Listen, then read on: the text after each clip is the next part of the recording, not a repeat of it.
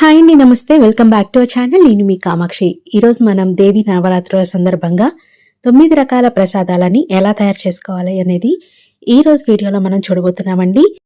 దేవి నవరాత్రులలో మొదటవ రోజు శ్రీ బాల త్రిపుర సుందరిగా దేవిని అలంకరిస్తారు. అయితే అమ్మవారికి కట్టె పొంగలిని నైవేద్యంగా పెడతారు. ఇప్పుడు ఇది ఎలా తయారు చేసుకోవాలనేది చూసేద్దాం.